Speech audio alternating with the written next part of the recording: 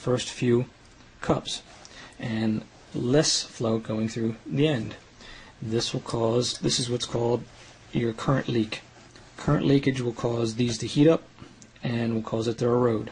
What you want is an even flow of the electron throughout the entire electrode. That's where you're going to get your best production. And the way to do that is you want these cups to be basically hooked in parallel. Alright? So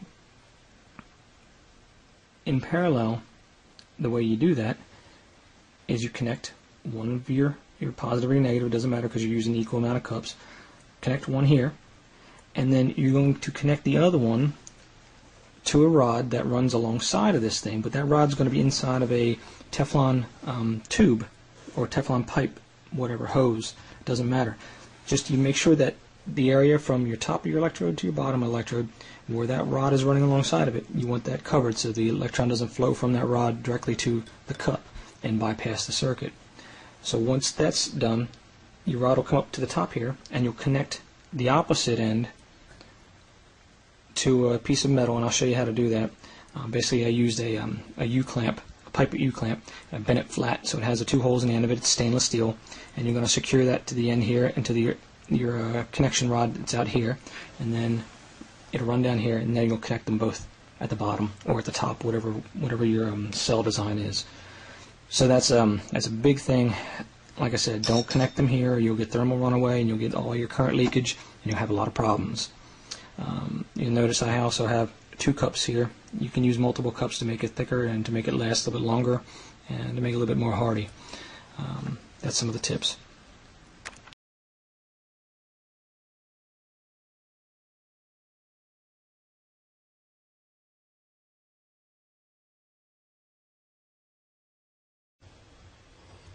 Here's your electrode hooked up the way it should be.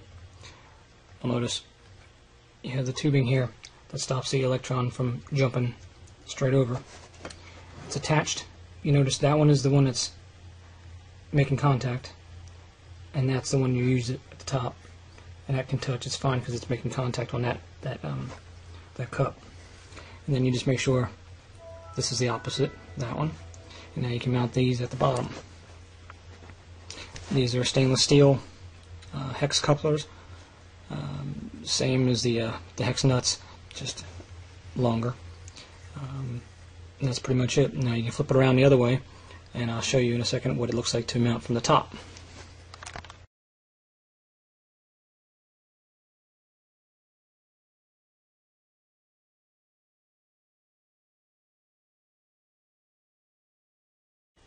And here's the same setup, but it's connected at the top. Like I said, make sure that you connect this outside one to the cup that is making contact on the bottom or the top. So you notice that one right there is making contact, so that's the one you want to put the connection to. And basically you'll be able to connect those to whatever. The advantage of this is this can pivot, which can change the size, the gap between these, depending upon what you're going to mount this in. Makes it much easier than actually being stuck with those two so close together, coming up out of 2 holes really close together in whatever plastic or metal container that you're using. So this just makes it a little bit easier for you to mount, and this is the correct way to do.